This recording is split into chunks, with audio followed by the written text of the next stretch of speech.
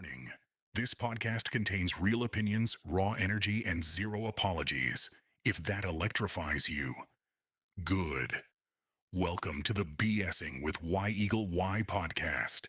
Hit that like button and turn it up. Let's rock. Welcome back to the show. This is Rob. Tonight, we are joined by the guitarist and lead vocalist of a three-piece Pennsylvania rock band that blends classic rock, blues, punk, alternative, and hard rock, and don't forget metal, into a sound of its own. Please welcome Tony from Impolite Society. How we doing, guys? Glad to be here. All right. Well, Tony, before we get started into the full history, I want to give you this opportunity to introduce yourself and tell everyone what you do in Impolite Society. Thank you again for having me on here. This means a lot. My name is Tony Basilio. I am the lead singer and guitar player of Impolite Society. I'm the lyric writer at this point. So kind of get things organized with the band and booking gigs and all that kind of stuff. So taking on a lot of roles within the band. The timing with my job allows for all that, and so it's been fun. It's been fun, but yeah, that's what I do. Heck yeah. Well, Tony, thanks for being on. And Rob, thanks for having me on to co host with you. As you know, the Ferg here from Static Shift Radio, Real Rock Nights. We're proud to be in the studio today and talk with Tony from Impolite Society. Now, Tony, as I understand, you and Brian, you guys went to high school together, right? And you Yes. both kind of started playing music early on. And so kind of walk us through that, some of your first musical experiences and that friendship, and lead us to the point of when you guys decided to form a band. Okay, so first off, as you said earlier, we are a three-piece band. Unfortunately, my two bandmates are not able to make this. So Brian is the bass player in the band, and then we have a drummer named Matt. But going back to Brian, I mean, we graduated high school in 1993. So it's been a while, but we met each other in ninth grade, sitting in an English class together, and we wound up going to a dance, back when school dances actually were a thing. And so we went to a school dance, and there happened to be a live band, and both of us walked away just fascinated with guitar players and a live band. My father had played guitar, but it was like acoustic guitar. He grew up playing like folk music. He was big in it, still is big in his church guitar group and everything. So I've had music around me, but Yeah. there was something about that night at that dance.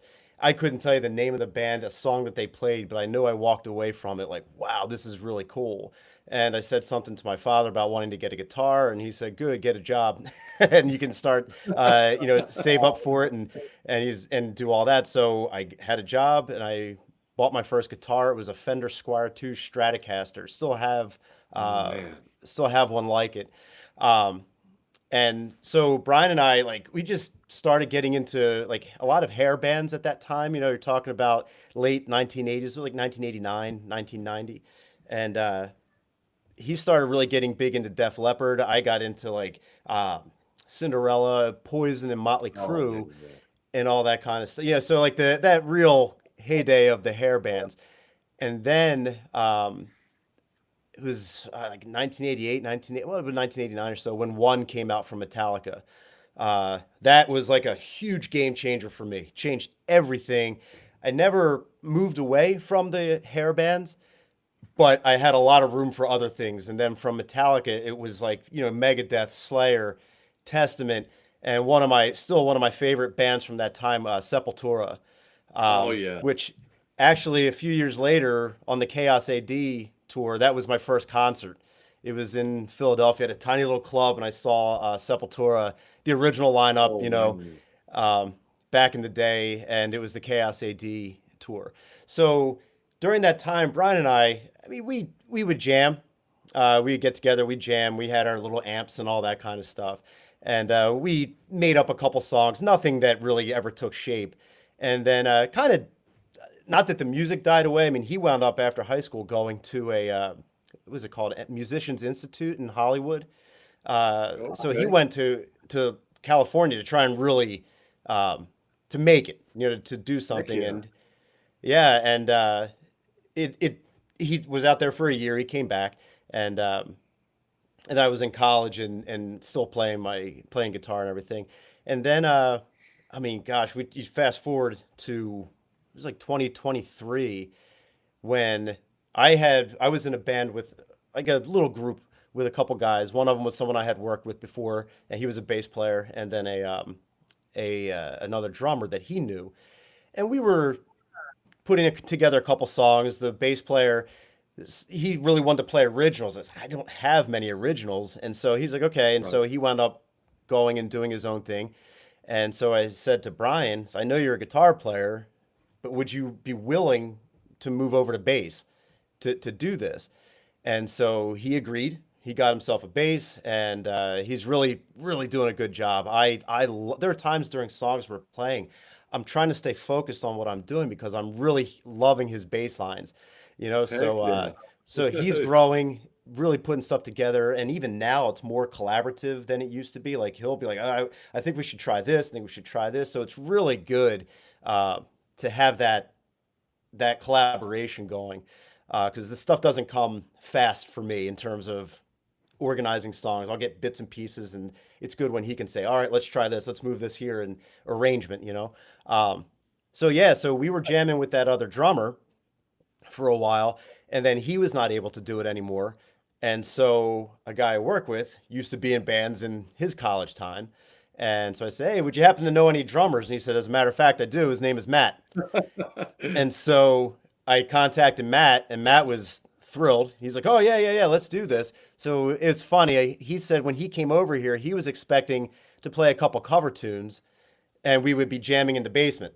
And it started out that way. Then it was, here's this original. And he was like, "Oh, wow, this is a little more." And then he started saying, "Let's start doing open mics." And so we started doing open mics. Our first gig, Heck if you yeah. will, was two songs at an open mic night, and it's just gone from there. But Brian would tell you he's told the story how I said to him, "Here's like three or four songs," and then he's like, "Okay." And then he got it fast, and it was like, "And this one, this one, this one, this one, this one," and so it just went. And yeah, we're having a good time with it, and so it's hard because I know I would love to do more, but when you're trying to manage real life with a job to pay Right. your Day bills, jobs. yeah, I mean that's how I get the money to pay for the stuff that we're doing. But we Right. are doing it sheerly out of the love of this. It's definitely not. I know it sounds cliche, but it's not for the money. And what I mean is, as much as we like to get paid for it, the reality is that's just not happening at this time. So that's what I mean when I say we're doing it for the love because it's just a blast. Like the nerves, the excitement, all that stuff when you're going on stage, it's exhilarating and I love it. We have a gig coming up this Friday and I can't wait to get back at it and do it. I'm starting to feel that nervousness. Uh, but it's there. It's smack It'll dab in go the middle away of a when you lot of hit the stuff. stage, I promise. Absolutely right. Absolutely Yeah. right. That's the way it goes. And then it's like, wow, that was the fastest 45 minutes of the day, unfortunately. Well, a So couple yeah, that's things that a are not questions. These are not questions. I'm gonna let Rob ask the next question. These are not questions, but two things I love to hear you say that you're doing it out of love because that's what Rob and I are and does. That's what we're doing here. That's what we do with our Absolutely. platforms. We do it out of the love for the music and the artists that are generous enough to share their music with us and the world at large. So we love you guys for that, and that's why we do what we do. And I loved hearing you brag on your bassist. Bassists don't get that a lot. And a good bassist, if you're in a band, they can make or break your band. So those are not questions, just two comments that I loved your answers. it's funny because when see, it's easy. Guitar players are a dime a dozen, right? I mean, there's no shortage of Right. guitar players, and if you can get hold of a drummer, it's like you've won the lottery.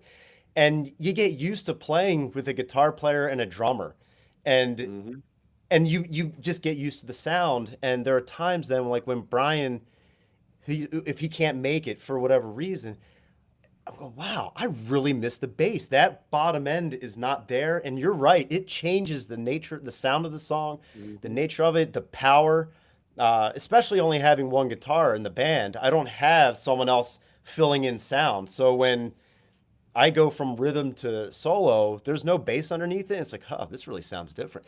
Right. It's just Right. a big drop. So uh, you're 100% right in what a bassist brings. And what I like about, I'll brag again, he's, it's easy if you want to just play along with the guitar player.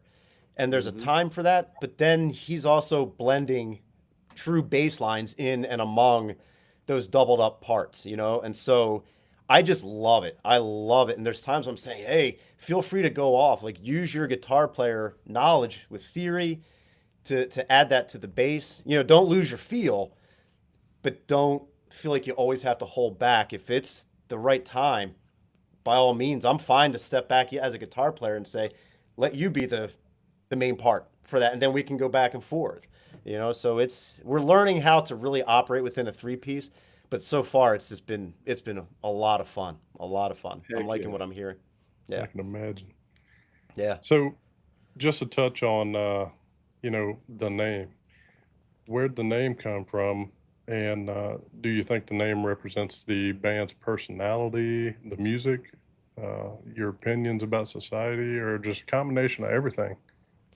We were literally putting together lists of band names, and then the internet's a good and bad thing. Uh, but with having the internet, like right now, this is a wonderful thing to be able to do online. So here's the good. Another good thing was had a bunch of names that I thought sounded cool, and for some reason was gravitating towards things that had the word black in it, like Blackwater Rising and that kind of stuff. Um, and then I would, well, let's look it up and see. It's like, sure enough, here are the bands that have that name. It's like, okay. Um, Impolite Society was on that list. And it was more just like a pun on, we hear about, oh, well, Polite Society does this. And it's like, well, Impolite Society.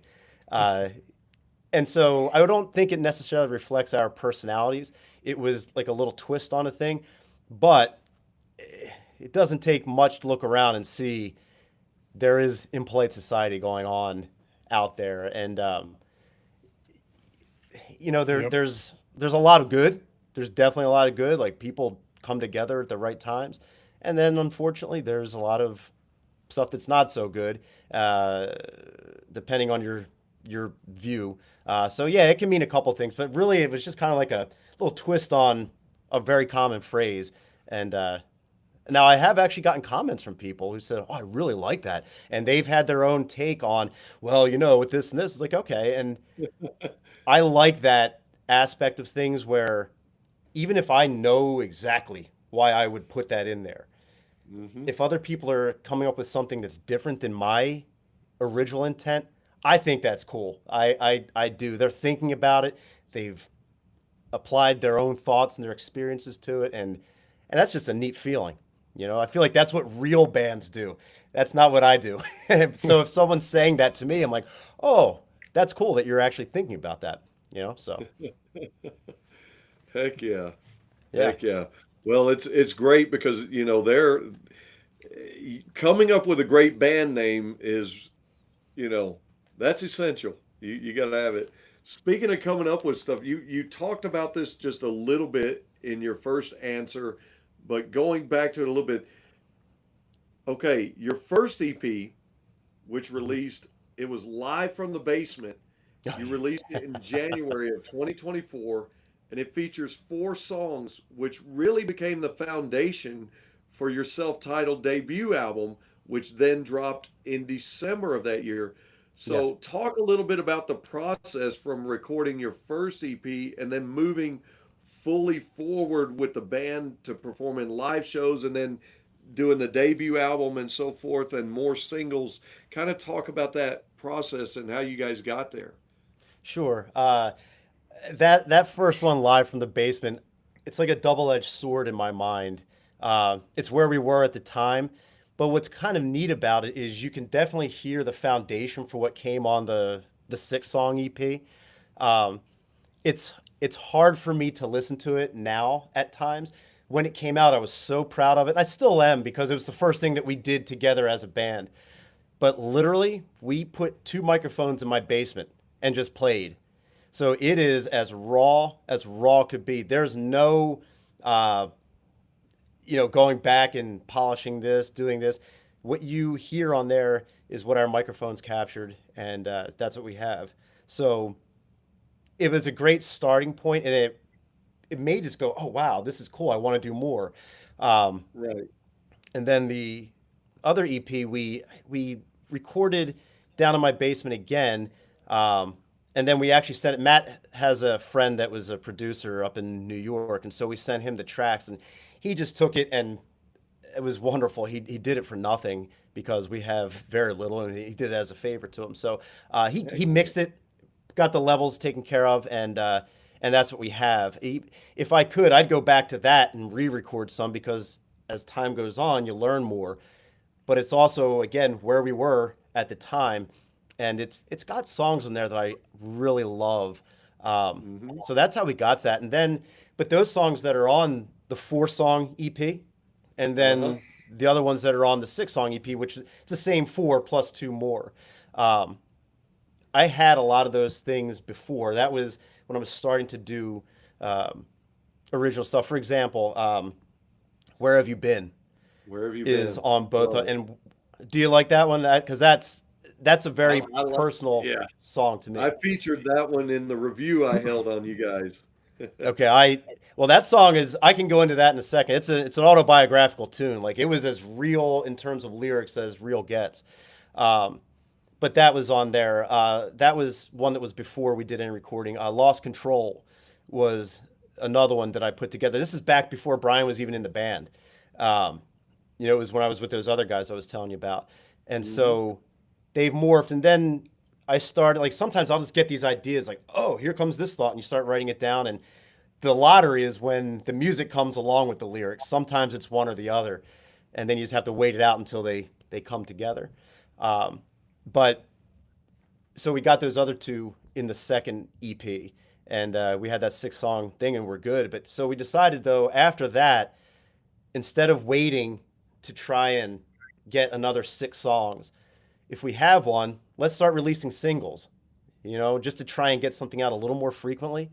And that's why since the EP, it's been 3 singles since then. So that's the kind of the evolution of the recording process there.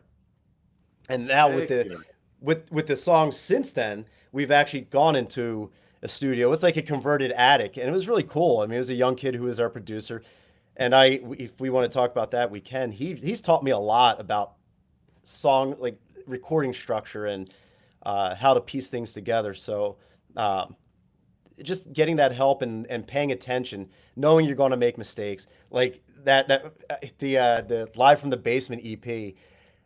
Somehow I came across there was a producer that I came across on Instagram, and turns out he produces another band out of Arizona called Stereo Christ. I don't know if you've ever heard of them. They're a I haven't. two-piece band. They check those guys out. Two-piece. It's a singer who plays bass and then a drummer, and it's phenomenal. Um, so the producer from that, he listened to that live from the basement thing. It was one of the best quotes ever. I said, I recorded that with two Shure SM57 mics. And he goes, "Oh yeah, yeah, it sounds like it." I laughed at that, but he was so nice, and he said, "Look, here's a setup that you can use," and he literally drew a picture for me for capturing better drum sounds with a few microphones. And we did that, and that became the sound that you heard of the drums on the 6-song EP. So it's knowing that you're Okay. making mistakes, but just willing to push through and learn from it and grow. And Hmm. that's what this has been. It's trial, error, it's growth. It's why are we doing it? Just to get better. And you can only get better if you push through. That's right. So, yeah. Absolutely. So we mentioned it in the intro, but the band combines uh, like different genres of music classic rock, blues, punk, hard rock, alternative rock, and also metal. Hmm. Uh, so, can you talk a little? How do you combine these mixtures when uh, when you're creating this music? It's it's a hard thing to put to words, but I guess the best thing I could say is some of it is what I'm listening to at the moment. You know, if I'm listening to thrash stuff, I start to hear things like that. I love the power of thrash, Hmm. more of like the old school 80s, 90s kind of stuff, that Metallica era, Slayer, and so on. I'm not as big of a fan of some of the newer stuff, um, but those old things. So that helps me. And then like if I go through a thrash phase, you go, okay, that's good, and I move on to like one of my all-time favorite bands is Social Distortion. Absolutely Right. love them. Uh, if like I look at that and think that's if I started a band from scratch, that's what it would be. Like that. There's something about the way he writes, both lyrics and music, and so it's kind of just taking the stuff that I listened to and that we all listen to and putting it together. Like if you listen to our songs, like Matt's a very, in my opinion, very unique drummer. It's not playing just straight traditional like here's your basic beat. I mean, he does a lot of stuff, and he's a big Dave Matthews guy. So he's taking that Dave Matthews Band influence and incorporating it into it, and it's just style that I was not familiar with, and now I think it's essential to our sound, you know. And Brian, with his theory knowledge, with his just methodical way of attacking the bass and learning more, he'll tell you about Jack Bruce from Cream. Oh, and Jack Bruce is Oh doing man. this. Like, good. If you can come close to doing something that's like Jack Bruce, let's do that in a God, dude. in a hard rock setting like what we do. I think it's cool. So it's like having a variety of backgrounds that comes out at the right time. Um, but then sometimes you have to be careful and manage it properly and say like maybe this is too much. I don't want to add too much guitar. I don't want to have too much drum or too much bass here. We need to let this breathe. So it's just those wheels turning and then discussing it as a band and seeing what works. But yeah, I mean, Brian and I both listened to a lot of blues growing up as guitar players. He was a big Clapton guy. Um, I Love us like some there's a blues. yeah, I mean there's a guy that I listened to. His name is Guy Davis, an acoustic blues Yeah. player, finger picking. Are you familiar with him? Um, I've heard his name around it. I've listened to a lot of blues albums, but I've heard his name around a little bit. I might have to dig a little deeper on it, but I love finger picking blues players, uh, kind of like Hubert Sumlin. okay, yeah, yeah. I mean it's if you've ever heard Mississippi John Hurt, Guy Davis clearly was inspired by Mississippi John Hurt. It's his finger picking style, his storytelling. It's all there. Um, so it's just whether you are bringing something from a music like a guitar player, a bass player, and then for me being the lyricist, trying to model my lyrics after guys like Mike Ness who take real life stuff and turn it into something. Uh, Billy Joel. I'm not the biggest Billy Joel Oh, fan, but I have a huge amount of respect for his lyrics. Elton John. I know it's Bernie Taupin who does the lyrics, but they can tell stories. Springsteen, they're storytellers. I'm fascinated with that, and so I try and tell a story in a song, and sometimes it's autobiographical, like "Where Have You Been." Other times it's completely made up, like we have a song called "No Place to Go," um, about a guy who has a hard life and meets tragedy. So it's not a autobiographical. It's not even biographical, but it could be for somebody. And so it's really just to get back to the original question. It's really like trying to take these things that I emulate in other musicians, and what fits at this moment. Like we're getting ready to debut two songs at this gig on Friday, and so that's part when I was saying I was nervous earlier. It's a little bit like, oh my gosh, there's two new songs and we have to do this right. Um, but oh man, I forget what I was going to say there. But anyway, we have these two new songs coming out, and it's good stuff. But yeah, this is the inspiration. Oh, and today it was like, well, those two songs sound heavy. they're in this vein. So let me try something else. And it's like, okay, I think I came up with an idea for something else that's just a little like pop punk kind of thing.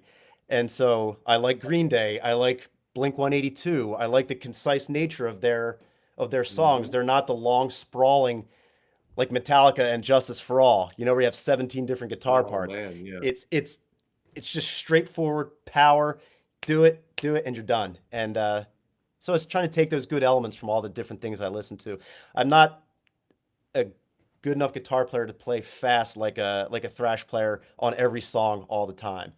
I don't want to play slow all the time either. So this mix fits. It fits for us and fits for what we do. Well, speaking of those guitar legends and speaking of those that have possibly influenced you, you guys have gotten a privilege to open up for George Lynch and the Lynch Mob. Yes. Talk about that. And was George still shredding as Oh my badass God. as he always did? I mean, Had to talk be about it a little exciting. bit, your experiences and yeah, was it a little surreal and just tell us about that a little bit, you know? Oh, it was so. Can I give you the story about how we got the gig? Um, Yes. so I'm a teacher in real life. Okay, when I'm not living out my fantasies on a stage or doing this other stuff. And many years ago, a tall kid walks into my eighth grade history class, and through the course, and it was funny. He had like longish, shaggy hair, black leather jacket, and kind of reminded me of Joey Ramone to an extent. Oh And man. as the year went on, we were talking music, and this is early 2000s. And so back in the day with CDs, I don't remember who did it first, but one of us burned CDs and said, "Here, check these out." So I know he's the one actually that introduced me to Black Label Society. I had never listened to them. Oh, nice. And so I'm like, "Oh my God, this is amazing." I mean, I'm familiar with Zach Wild from before that, but I hadn't listened to that. And then there was some later Slayer stuff in there. And so I give him some Testament, some Sepultura, but then one of the albums I gave him was Dokken Back for the Attack. And I said, you need to listen to this and listen to Mr. Scary. This guitar player, George Lynch, just goes off on this thing. It's really cool. And this kid's name is Jaron Galino, who is currently the bass player for George Lynch now. So Wow. that album Dang. got Wow. him, and this is according to him. I'm not putting words in anybody's mouth. So, but he would say that album and that little CD exchange changed things for him. It got him focused on what he wanted to do, and then he went off and did his own thing. And eventually, he landed this gig with George Lynch. Heck And yeah. Wow. I hadn't talked to him since he left class. Well, with the internet, little by little, the paths start to come together. And it turns out I saw Jaron playing in a band called Mach 22 out of Philadelphia. They opened up for Guns N' Roses at the Link, where the Eagles play. And I was at that show. I didn't know he was there. I was like, oh my God. Later on, he was there. And so we reconnected. And he came to a couple of our shows. And then at one point said, hey, I think you guys would be good enough to open. I was like, open for who? And he said, open for the Lynch Mob. I was like, Dude. it'd be a That's dream awesome. come true. And I Dude. didn't know if it would happen because you don't know how. I mean, these guys tour all over the country and who knows Right. what's going on. And Lynch isn't 25 anymore. I mean, the guy's 71. Right. But then one day I'm at school teaching. I get a text message and I looked at it and he said, what are you doing on February 24th? Lynch Mob's in town. I said, oh, cool. Like, I'd love to come and see you. I've seen him play a couple times. And he said, no, to open. And Dang. my hands start, oh my God. So now I'm trying to keep my focus in class and act like I care about what's going on in class. I couldn't have cared less at that point because I was like, Yeah. oh my, so I sent something to the guys saying, it's happening. Do you want to do this? And Brian was like, yes. And Matt was like, oh yeah. So I sent it back and it rolled. So when you're saying, was it surreal? It was beyond surreal. I had George Lynch posters on my wall as a kid. Dokken was a big influence for me in terms of guitar playing. I love that Back for the Attack album. And yeah, so it was funny because initially, incredibly nervous, thinking, oh God, oh, can we do this? And the excitement gives way to fear. And then it was a few months until the show, so that all went away. And even as we got closer to the show, it was a Tuesday, and so it's like, okay, Saturday, Sunday, it's like it's coming. We're going to do this. That Tuesday morning, I woke up and at like 3 o'clock in the morning, eyes wide awake, the heart starts boom, boom, boom, boom. It's pounding at that point. And it's like, Yep. oh my God. And the nerves were like that throughout the day. And we got to the gig, and there was a local Philadelphia band that was playing after us, and then it would be George Lynch. And so like they're setting up, and then in walks George Lynch to do sound check. And I'm in a room that's a tiny room. I think the maximum capacity is like 150. And so it was intimate in that. The stage is one of the smallest stages I've ever played on, but it may as well have been Madison Square Garden. And so we watched him sound check, and he's ripping through. So when you're asking, can he still shred? Oh my God, yeah. And like George Lynch, even if he is slowing down, he's still better than most players out there. The guy is phenomenal. And He so is. I He was, is. yeah, oh God, yeah. And it was so funny because at one point he was like, "Oh, does anybody have a tuner?" I was like, "I have a tuner," and so I got to give him my tuner. And he's like, "Oh, I need a strap." I was like, "I have a strap." So I gave George Lynch my strap to use during Hell sound yeah. check, and then when he was done, he gave it back to me. I was like, "Oh my God!" And then obviously during the show, he wasn't there watching us. No, we watched Right. him, but Right. it's during all that setup. I said to Jaron, "Hey, I'm going to give you a shirt. Give it to George. 'Cause I'm sure he's going to really want this shirt from Impolite Society." And so he's like, "Oh yeah, he'll probably wear it." Next day, I see a picture with George Lynch wearing that shirt. Oh, So there's dude. my guitar Dude. idol from when I was a kid and I bet you any amount of money that he probably had no idea that band opened for him last night. I couldn't care Wow. less. That guy was wearing my band's T-shirt, and I've got Hell yeah. photographic evidence that says it. And then he did an interview. It's on YouTube. It was in New York, and he's wearing that at the interview. Nice. So it was just one of those surreal things. So like going back to something earlier, when we're saying, it's not about money. Things like that are worth more. Like I have a job that pays my bills. I'm not a starving artist. I'm not any of that stuff.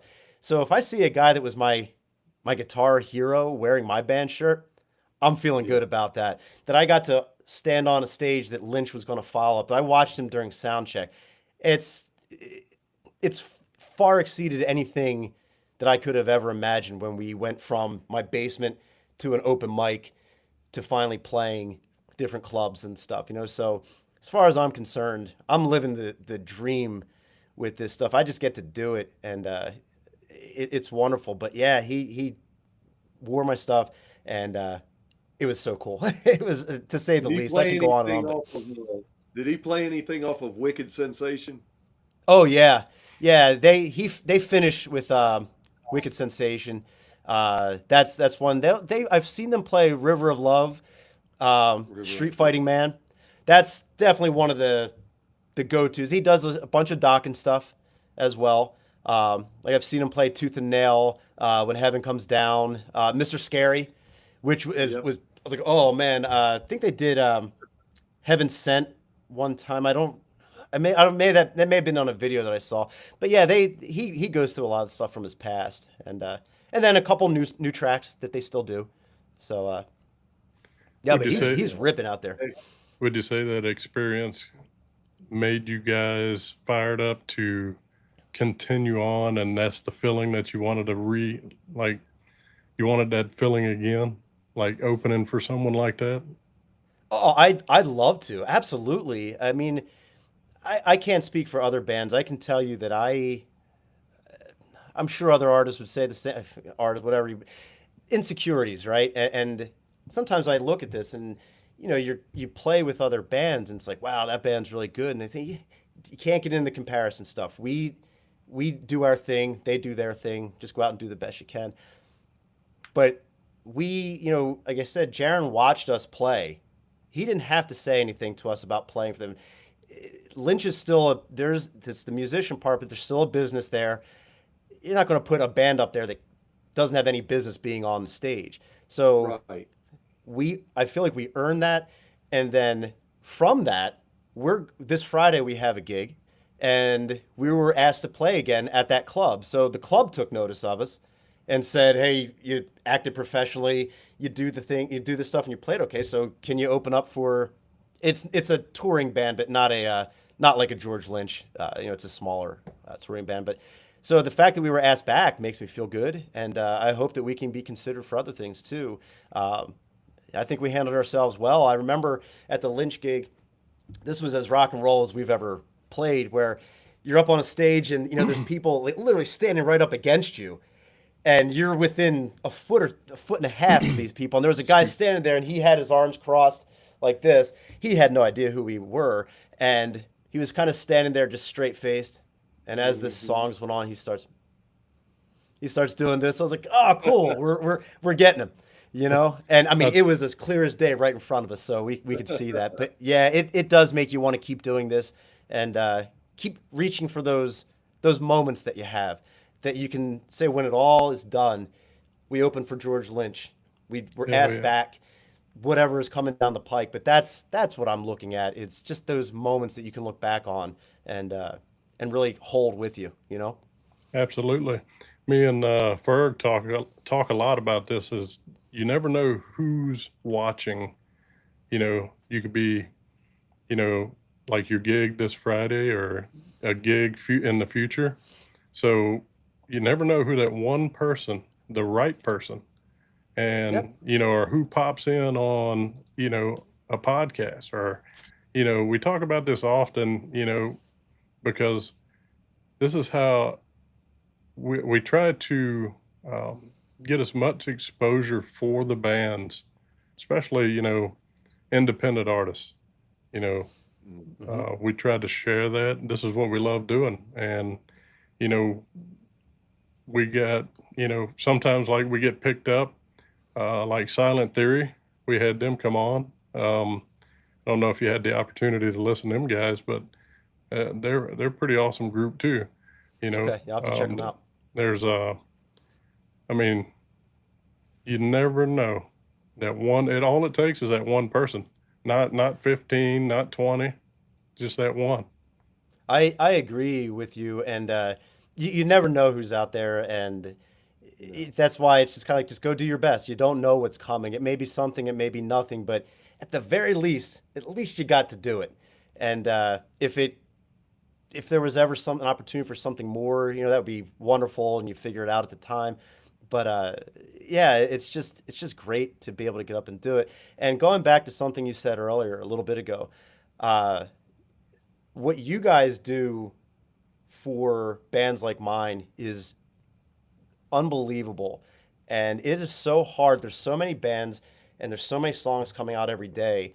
So that when guys like you say, "Hey, Impolite Society, we would like to talk to you and put you on here," it means the world, not to me, and then any other bands that you're doing this for. It's just such a good feeling to have people supporting indie bands, because it's hard, man. It's really hard to break through all of that stuff. And now you put AI into it, where songs are coming out faster, and it's just hard. And we don't have a label. We don't have a lot of money to push us and gain exposure. So doing something like this is wonderful. And so I appreciate what you guys are doing for us and for a lot of other bands. And Ferg, I know, like I said earlier to you, your enthusiasm when you talk about these bands, it makes me like, that's why I'm going. I want him to talk about our band. Like, this guy just is like, must be like the biggest fan of these bands he's talking about, and so that it means a lot. Like I said earlier, it means an awful lot. Well, the love So of the thank you. music runs deep, and rock and roll gets in your soul. Metal, blues, it just does, and it's there. And we can talk about me some other time. I really appreciate the comments, but I'll tell you what I want you to do right now, Tony. Tell us a little bit about that Gibson White Flying V, baby. Oh, Tell I've us got a about story about that, man. that. So Man, that's a slick. That's a bad guitar, dude. That's I appreciate that. And that guitar means the world to me. So here's the background on that. When I was in high school, I got a Gibson Flying V. It looked just like that. It was the white, about a 1991, based on the time period when I was playing it. And then, you know how when you're young and you think you know everything, you don't know a thing, but you got it all figured out. So I was playing guitar with a buddy in high school, and I wanted something that was more, in my mind, more metal. So my father took me to a guitar store, and so I wanted to trade in the V to get it was like a Jackson Randy Rhoads V, you know, the real pointed one like Kirk Hammett had. And my father was like, and he's not an electric guitar player. I told you, he's an acoustic player and all that stuff. He's like, "Do you want to get rid of this?" I said, "Oh yeah, yeah." He's like, "I think you ought to hold on to it." I was like, "You don't know. This is the right thing, and this is what I'm going to do." So I did it. And X amount of time later, man, I regretted that, but I couldn't afford to get a new Gibson. So I've been talking about that. That was when I was like 15, 16 years old. And I've talked about that many times. My wife has paid attention. And wouldn't you know, for my 50th birthday last October, she so devious and so good tracked down a 1991 Gibson Flying V. That guitar that I have that you saw, it's the exact replica of what I had before. So that guitar that I have is a 91. That's like 35 years old. And my God, when I opened that thing up, I could have cried. It was so amazing to have that back. I'll never part with that guitar, never. And to be able to play that on stage, yeah, it means a lot. That's it's a lot of time that passed between the first one and that one, but I've seen the error of my ways, and I will not part with that one. No. I've had at that show, other people, there's one guy who was like, boy, I'll hold on to that for. I was like, yeah, no. Because I think he was serious. Do you Yeah, have any custom pickups or modifications done to it, or is it? It's all stock. Okay. All stock, everything original on it. It's in unbelievable shape. When it came, the action was way too high for me. Like my fingers were sliding under the strings when I was playing it. So I had it set up to meet my specifications, and then had to fix a couple things. But everything is all stock on it. Oh yeah. Yeah. nice. Yeah, I love it. I love that thing. Well, I happened to see your post on it, and I said that's going to be a great interview question. Because you was like, "Come hear us play," and featuring this bad boy. I was like, "Dude, I gotta ask him that because that is a badass guitar, bro. That's yeah, I love the V. I really do. I've been fascinated with them for a long time, and to have one, it's pretty cool. It's pretty cool. So I'm glad you noticed that. That's pretty good. I gotta ask you, Tony. So, out of all the songs y'all have written, which one do you find is the most enjoyable to play for your audience, or what do you get the most responses from? I think what we get the most, it's hard. I've heard people say it's like choosing among your kids. Uh, but I think the one that we get the most response from is a song called "Where Have You Been," which we mentioned earlier. Uh, I feel like it kind of fits, and the chorus is obviously very simple. It's just me screaming, "Where have you been?" And trying to get into the role of frontman, which is difficult with my personality. Like I can talk, but standing in front of a bunch of people and trying to get them to shout and scream it takes a little bit of effort. But I've had people who don't know the stuff singing that, singing the chorus with us, and it's a cool song, and it means a lot to me because it is autobiographical. It talks about someone who was supposed to be there for you when you needed them the most, and they weren't there. They left and took off during the hard time. When it's a family member, it's really hard. And so that song was the first song that I wrote, actually, for all this stuff. It was the first one, and the words just poured out because it was real. It went. It didn't take long. The hardest part was coming up with a solo. I'm not a natural lead guitar player. It's something I've had to work at, and but getting that solo together, getting the timing down. Once that happened, I was like, "This is good, man." And I feel like it's a good, energetic. I think I'd call that one a pop punk tune. Um, but it's that one that I think is the one that means the most to me. That's the one that means the most. heck yeah. Yeah. Heck yeah, that one's great, and I wanted to elaborate on that, but I did that in the review. But since we're talking about songs, love your song New Orleans, and it's about a good time in the Big Easy. Yes. I love that song. In fact, I'm going to say a few things, and then I'm going to ask you about something real quick. But I love that one because here's what I said about that one. I love it. It's fast and it's fun, kind of like Hmm. punk. I said lyrically and vocally, it sings in the style reminiscent of the Sex Pistols or the Damned, Oh, but musically, it's grungy, but it's upbeat yeah. and very timely drums, great guitar riffs, rhythmic bass, and it was almost as if you took a 90s grunge alternative song and mashed it up with a 70s punk rock song, which makes a lot of sense because your 90s grunge bands, they fell back on a lot of 70s metal, 70s punk. Well, Yeah. this song was actually featured on one of the local radio stations. The 1027 FM Radio Waterloo featured your song during their Horizon Broadening Hour. What's your relationship with Wow. that station? And talk about the song New Orleans a little bit. They thought, like I did, that it garnered being featured, and so let's talk about it. Is the Waterloo, is that the one in Canada? Waterloo, Canada? Is that the? That's the yeah, I believe it is because it's CKMS The 102.7. radio station, yeah. Okay, Yeah. yeah. Oh, that's great. Yeah, I mean, when we first off, you and I need to talk. You are the best hype man for this band, man. I love the way you describe our stuff. Uh, so, um, yeah, like when we get done recording songs, I start sending files out to anybody that I can find. Hey, will you play the band? Hey, will you play this? Will you play this? And if they do it, great. If not, you tried. So that they played that's really that makes me feel good. Like an FM station to me is first. I know it's not like what it once was in terms of media, unfortunately, but that's a big deal. That's a big Yeah. deal for a band like mine to get on an FM station.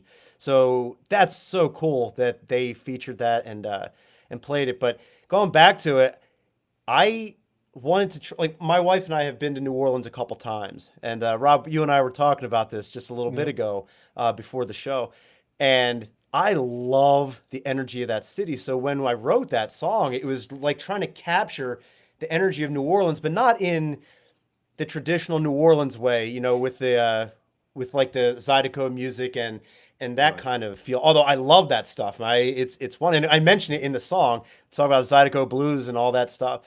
But we wanted to do it our way, and so the riffs are it's blues based. The solo is all blues based, but the energy, yeah, it's got like when you're playing it, it does feel punk ish, and I feel like my vocal stylings, I'm not a natural singer, I'm not crooning, that's for sure. So it's just get the energy in the vocals. The lyrics I think fit. The lyrics are it tells about things that I saw in New Orleans, sitting down by the river, watching the paddle boats. Preservation Hall went into that to watch jazz in a dark, sweaty, hot room, and it just all sits with you. And so, yeah, it just all combined. I love that's usually one of the ones we start shows with. And we talk about when you come out, man, you want to just come out with a force, and that Heck yeah. song is what we usually do for that. That one or No Place to Go, but New Orleans has done it more. And Heck yeah. that's why, man. What you described is exactly why. I'm when you mentioned the Sex Pistols, that's one of the bands that I feel like I said, Social Distortion for me. Yeah, you But the guys Sex get Pistols, compared to them quite a bit by your fans and people that listen to the band. I've seen that distinction made more than once concerning your band, so that's pretty with the cool. Sex Pistols. Social Social distortion Oh, distortion. for social. sure. Oh, that's cool then, because I'll take that But comparison anytime. yeah, on Uh, that song, I just lyrically and vocally, I was thinking Sex Pistols or The Damned, and I was like, yeah, That's cool. It was funny. I got contacted by like some bureau or something in New Orleans and was like, "Hey, DM us about this song." I was like, "Oh, that's really cool." Turns out they were like, "Yeah, for this much money, we'll play." I was like, I was Yeah. like, oh, okay. Because I would have gladly said, hey, play like, take it, play it, do whatever you want to do with this thing. If it helps you, that's awesome, and I'll take the exposure in that city as for a song that's named after it. It was a money grab, unfortunately. Yeah. Now we just need to get you guys together so you can play down here. So If we can find a way to make that happen, I am down. I play that song in any city in Louisiana or anywhere across the U.S. Really, so good yeah, stuff. that's Heck yeah, I Rob, know we spoke. you got any connections down there, Rob? You know, I had an idea while we were discussing this when he said New Orleans. And I'm not going to do it on air, but maybe after we get off of here, because I have quite a bit of you know people that I know, and I'm not just thinking maybe one or two. Thinking like getting a bunch of people that have come on the podcast together, and we do like something a little bigger. I'd So love to hear your plan. maybe we'll talk about it after we get off here. All right. But yeah, definitely interesting. I've been to New Orleans. Even though I've lived here, I've been to New Orleans maybe a handful of times. Um, but and I know when you brought it up, I was like, man, I'm like 2.5 hours away from there. Yeah, So that's cool. We tried to really bring the energy on that song. And that city is so vibrant, so energetic. It's got everything you could want. And so we tried to honor it, do it justice by making a song that captures that energy. And I hope we did it. And I'm glad that you're talking highly about it because it means a lot to me. That's a good one. so is there any another city that has inspired any of your other songs? No, not the same way. I wouldn't say there's any other cities that have inspired it. More just like things going on, but not specific places. Yeah, New Orleans it's one of a kind. It's magic. It's funny because as we talked about before, I just got back from Europe on a vacation with my wife, and we happened to be in Vienna for a day, and not rock and roll, but a lot of classical music. And when you're in there, you can hear like people are talking about it. You can just feel it in a place like that. It's so entrenched in Vienna, and I feel like that's what music is in New Orleans too. It's just so entrenched. It's such a part of the vibe of that city. You can't go down there and come away not feeling the music.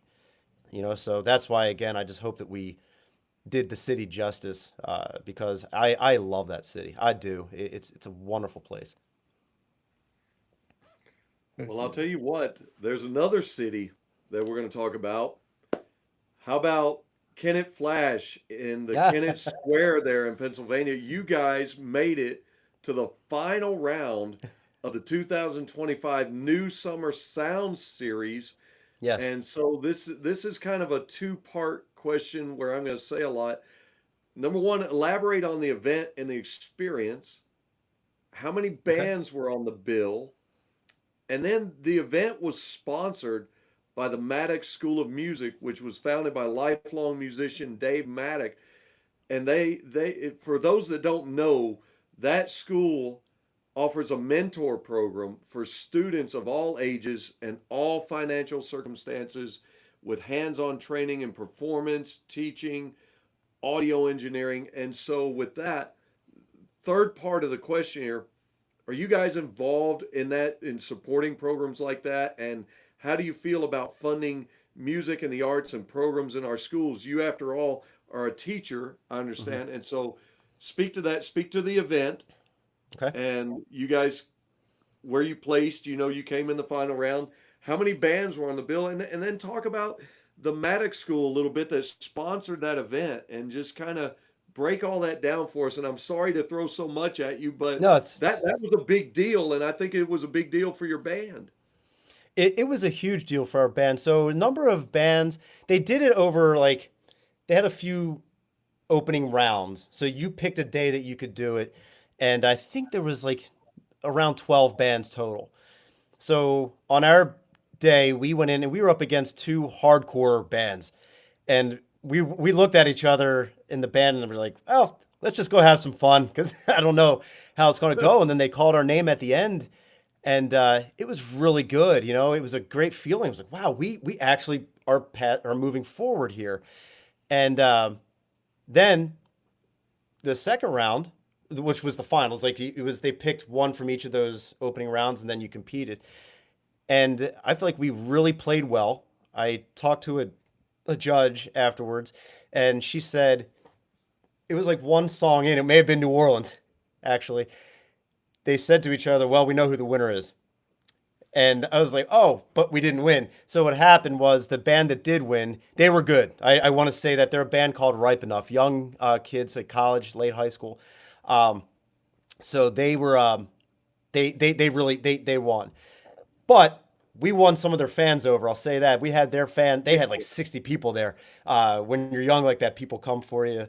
And so we had them singing, "Where Have You Been?" Um, Heck yeah. but the one thing that the judge said was they had a little more variety in what they did. It was, you know, it was. I feel like we came out and they said to us, "You came out at 10 level of energy and you finished at 10." I mean, that's where the subjective nature of music comes in, right? Like what is good, what is not. But that's what they told me. It's okay. Well, we're here and we got a chance to do it. So yeah, the Maddox School of Music. I'll be honest with you. I don't have a lot of interaction with them, but when you're asking me, first they treated us very well when we went in to record. That's where we recorded New Orleans and another song called Coming Home. But programs like that focus on the arts, I believe, are crucial. I love sports. I play hockey. I've played hockey for years. I played, you know, a lot of different sports as a kid, Mm-hmm. and they always get their due. Athletes get their due, and they've earned it. I get it, Mm-hmm. but music should get its due as well. It's a different Yes. kind of learning. It's a different kind of skill, and really, it's one that's going to last a lot longer than sports. Your body doesn't break down anywhere near as fast. You can sit in a room by yourself and do it. You can do it with one other person. You can do it in front of George Lynch. You know, you can. So Right. when you're asking about how I feel, it's a shame that that's the kind of stuff that gets cut first in schools. It's so crucial for kids to have something to belong to, and music is where a lot of kids, they're not athletic, but they're Right. good at piano or they're good at these other things. And then you have some kids who are stud athletes and they're wonderful musicians. Why not allow them to develop more completely and not just focus on one? So I think that those programs should absolutely be funded properly to give kids a chance. I mean, school, middle school, high school, it's not a time to reduce what kids can do. I think you got to do more to get them involved in things because you never know when a kid's going to go, you know what? I like doing this and I want to keep doing this and maybe pursue whatever. But I think it's crucial. But I also want to say at the Maddox School of Music, we worked with the kid that produced our album. His name is Mike Flowhouse, and he's taught me a lot about how to record. Like he blew my mind. The one when we went in, he said, "Well, your sound is not going to work." I was like, "What do you mean?" He's like, there's too much mids and all that stuff. I said, "But I like mids, and that's what I want." He goes, "It's not going to work." And I said, so he starts messing with stuff. I'm like, "Why are you touching my stuff?" You know? And he's like, "Trust me." And he said, "Give me an album that you like." And so I said, "Do you like the guitar sound of?" So I said, "Master of Puppets. Love that album. Love the sound of it." And he's like, "Oh, great." So he types onto YouTube and gets an isolated track of the song Master of Puppets. And it was so Mm-hmm. high pitched. I was like, I can't believe it sounds like this. He said, "That's what you're not understanding." And he was right. You're not factoring in the bass. You're not factoring in EQ and all this other stuff. I'm trying to get like an end product before you get there. And so he adjusted, and what came out of it was what you heard on the song New Orleans. I can't argue with that. He was right. I was wrong. And so that's what I mean. He's teaching me things, and he's been wonderful. Sometimes I'll text and say, "Hey, can you help me out with this?" He's like, "Absolutely." So he was wonderful to work with. Young kid in his early 20s, but Heck does a yeah. great job. Does a great job. And but the Kennett Flash, getting back to that, that's where we played our first open mic, and they have treated us like gold, absolutely like gold. The guy that runs it, his name is Mike Hahn. He does a wonderful job of supporting artists, putting together great programs. Um, and so when we go there, I feel like it's like home to us. Um, because that's where we really learned how to do this. When I hear early, like I see videos from us playing them, like, whoo, we've grown. I'll say that. Um, but we wouldn't have had the opportunity to grow if he didn't start us out there. So I will forever be grateful to the Kennett Flash. And when we get a chance to play there, it's it's like I said, it feels like coming home. And literally, I grew up in that town, Kennett Square. So it is like going home, but it's also like a home for the band. Heck yeah. Yeah, Heck yeah. Nice So, shout outs. Thank you so much for your yeah, answers. That's yeah, exactly what I wanted. Thank you that's so awesome. much. no Wow. problem. So, Tony, what advice would you give a young person who wants to learn a guitar but cannot afford expensive instruments or private lessons? Uh, I mean, today with YouTube, there are a lot of uh, good teachers out there that can get you started on that. And I think there's definitely an importance on the formal education part. Like when I look back on when I was taking guitar lessons, um, I didn't do some things the way I should have done it at that time in my guitar development, and I've had to do some of that later in life. But I would say, watch those YouTube videos, but also listen to music. Listen to a lot of kinds of music. When I was younger, it's metal, blues, and everything else is terrible. As I've gotten older, it's like, well, I still like metal, I still like blues, but there's a lot of other stuff that's just good music, and there's nothing wrong with that. I I'll admit this to you and everybody else that's listening. On my in my Spotify playlist, I have a pop playlist. I've got Britney Spears in there. I've got some Whitney Houston. I've got, like just it's if Hey, it's good I like music, it's Whitney good Whitney's Houston. music. legend now. Come on now. Whitney's legend. No. Nobody should be able to say anything bad about Whitney Houston. I mean, one of the best No. singers of all time. Uh, but like you can find inspiration in anything. So I would say, Yeah. advice wise, don't limit yourself to just that one thing. The more you learn, the better off you will be. But above all, it's the cliche, you gotta have fun doing this stuff and reach out to other people. Find another guitar player, find a bass player, jam. You're going to sound bad in the beginning, and that's what everybody does. You get intimidated by listening to a Metallica, listening to a Green Day, um, all that kind of stuff because they're so good. What you don't realize is they at one point started out and they weren't any good. And so, like, you listen to the stories of Metallica when James Hetfield and Lars Ulrich connected. The stories are how Lars was still learning to play drums, and now look at them. I mean, they're the most successful heavy metal band in the world. So you can't just be like, well, I'm not all that good. Well, the other person you're going to play with probably isn't either. And if they are good, good. Learn from them. Learn from them. Keep your eyes open. Open. Ask questions, listen, and just play. You hear that, kids? Coming That's from a teacher and a musician. yeah, yeah. Absolutely. Well, It's I it. know we're coming up on our time, but do we have time to talk about History's Door? I hope That's so. one of your songs that we've not talked about, and I love that song. And I wanted to ask about it. You guys do some pretty cool stuff in that one, and I wanted to highlight that real quick and have you talk about it.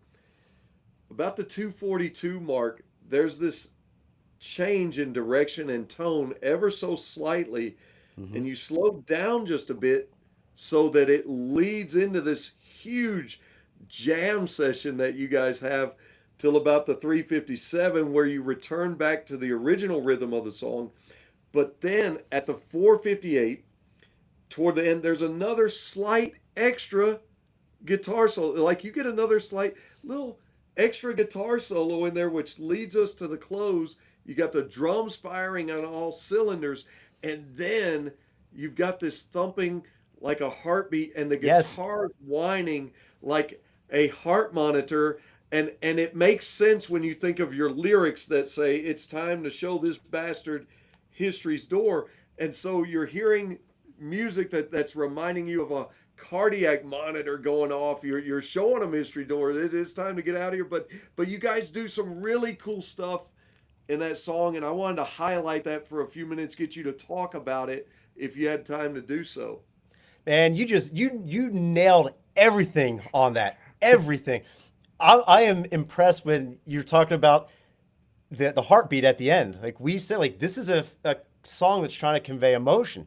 Let's put an accelerating heartbeat on there to show that at the end and to kind of convey. And yeah, that feedback and the stuff that's happening at the end. It's just like you've had this big song that's winding down, and it's trying to leave you with that fear, nervousness, all that stuff that we're trying to convey in there. And yeah, so what we've started doing, I told you earlier in this show that we started out recording with 2 microphones, and we got that sound, that one that wasn't ideal, but it was a starting point.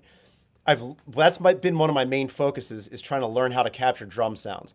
So I I feel like I've gotten better with that, and but before we finally got to that spot, we did go into the studio to record the drums for that one. And so that was like one of my final lessons, like, oh, you could do this, you could do this. So anyway, we did that and said we're going to try and save a little money with technology. We recorded the guitars, all that stuff at my house. And Brian came over, and we spent probably 10 hours total working on the guitar parts and the bass lines for that. And then little tweaks would happen, like that second solo that you mentioned. That was not part of the original song. That was Really? like, yeah, I said to Brian, like, hey, what do you think about this? Like, as a little simple ending. It's like, what are the chords here? And it came out. And so we added that. And so that was a very late addition. That's one of the reasons that I wanted to do it at my house, was because you're not on the clock and feeling like you have to get it done. Otherwise, that's another X amount of dollars. Here's another X amount of dollars. So Right. it gave us that opportunity. And then we said, let's mess with the clean tone sounds, because we knew we wanted to go down and have that simple spot. I don't want to say simple, but like that scale back. And it is exactly what you said. It's to set the stage for the solo.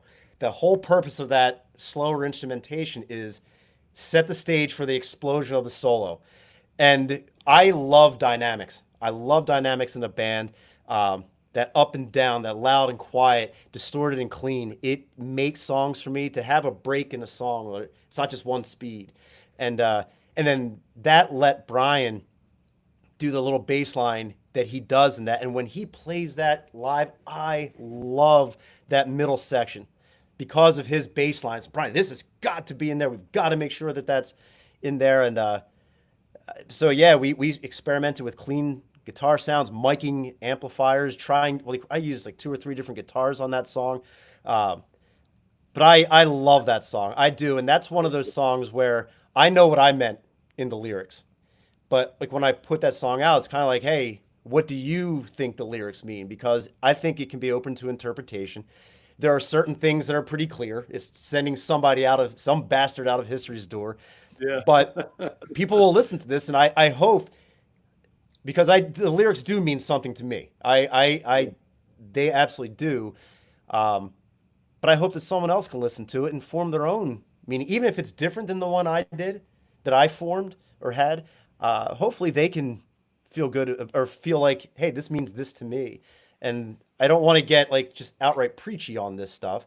Uh, so if they can form their own opinion, that's a wonderful thing. But what you said though, I'm listening to going, yeah, yeah, yes, yeah, there you go. And when you mentioned that, that heartbeat, that's great, because we tried to set up with this frantic ending, like a big ending, and then dum dum dum dum dum dum dum dum, with the heartbeat. So yeah, I love that song. We play that just about every show we play. Um, and it's a cool thing, because that is one of those songs I have to try and stay focused, because I love hearing Brian's bass lines in there. I really do. He nailed that part. Couldn't have gone any better. Well, to me, when bands do that extra little something, it's like Easter eggs for me in the songs. And I like discovering those Easter eggs, because I have to wonder if the band themselves says, okay, we think this is super cool. We're going to throw this in here. But I wonder if our listeners are going to hear it. And so many times people are casual listeners to music and songs, and I'm not faulting anybody for that, but for Right. me, I love those Easter eggs, and so that was just really cool, and so I wanted you to talk about it, and I'm glad you did. Well, thanks for asking about that one. That is one of my favorite songs to play. I feel like it's heavy. In my mind, it's a serious song. It's got the dynamics that I like. I'm proud of that solo. Um, I'm proud of what Brian did. I think Matt nails it with his drums. Um, so I think it was just a complete Oh effort yeah, by he's all of he's us. firing away, man. He is Yeah. firing away. Matt's a physical drummer. The guy looks like he needs an IV when he's done. I mean, it's he's a force to see. You have to see him in action. Someone said it was like I was like he said Ginger Baker or who's the guy in the Who that the Pete no who's the guy that died from the Who, not Entwistle, was it the wasn't there drum What Keith was Moon. it? The Keith Noon, Moon. Moon, Keith Moon. Yeah, yeah. Someone was like, "Oh, you got like Keith Moon back there." I was like, "What the hell? That's an amazing comparison." So, yeah, I think it's pretty cool, man. That song means a lot to me, and I'm glad that you like it. Your interpretation in terms of the feel of it is spot on to what we were doing. We discussed that stuff. Like, no, like pull back. It's going to set the stage for this. If you're at full speed here, this solo doesn't have the same impact. That hit right before it doesn't mean anything. Then, like you come in low, you take off. That's what sets that song up, and those are the little things to me that make a song good. People can play instruments, but it's just in the way you structure the songs, the way you arrange it, the parts you go back to, the dynamics. To me, that's what makes a good song great. And I hope people feel like that's a great song because I love it, and I'm hoping more people will hear it. So anybody out there listening, please take out or listen to his or Mm. Is he glitching on your end? Bad weather. uh-oh. Yeah. Can you hear me now? Yeah, you're We back hear in. you. We good? Okay. Yeah, you guys all of a sudden froze. Oh shoot. Well, So, did you hear don't. the last part I said where We I did. hope people hear history's door. So, okay, good. Well, we'll go ahead and start bringing it to a close. But before we do, Tony, please tell everyone where they can stream the music, follow Impolite Society, purchase music or merchandise, and find upcoming shows. So we are on Spotify, we're on iTunes, we're on all major streaming platforms. As far as merchandise, well, first off, you can follow us on Instagram. Okay, we're at Impolite Society Band. And there's a link in our bio that takes you to if you want a shirt. We have a Impolite Society shop. Um, as far as upcoming shows, we have one Friday at Nikki Lopez in Philadelphia on South Street in Philadelphia. It's a great rock and roll area. A few clubs, the TLA. I don't know if you've ever heard of that place in Philadelphia, but it's a big, small club. Does that make sense? Like it's one of the bigger ones in Philadelphia. Um, so we're on YouTube where it's a lot of live stuff. Some of it's good, some of it's not, but it's who we are. It's real, not hiding anything, and so you can see that.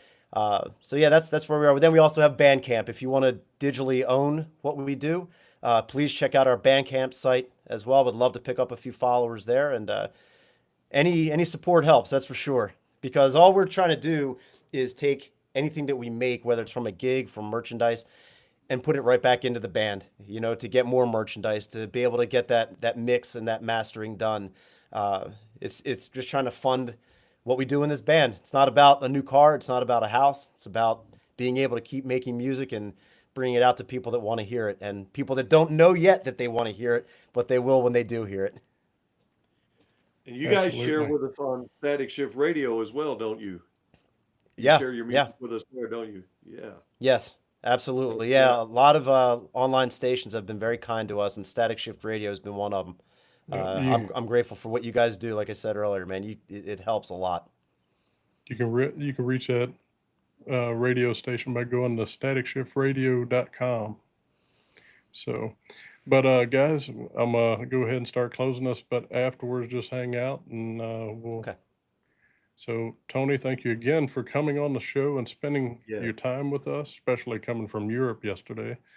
That A you're probably jet lagged. Um, little bit. It has been great learning more about your musical journey, your history Yeah. with Brian and Matt, how the development of Impolite Society has come about, and your experience sharing the stage with George Lynch and Lynch Mob, and the stories behind the songs, such as Where Have You Been, New Orleans, Coming Home, and History's Door. Everyone watching or listening, make sure you follow Impolite Society. Stream their music, share their stories, purchase their music and merchandise, and Yes. support them wherever they perform near you. Supporting independent bands requires more than just pressing play. Follow their pages, share their work, attend their shows, and tell someone else about the music. This has been BSing with Y Eagle Y podcast, where real talk, raw energy, and true voice collide. Thank you guys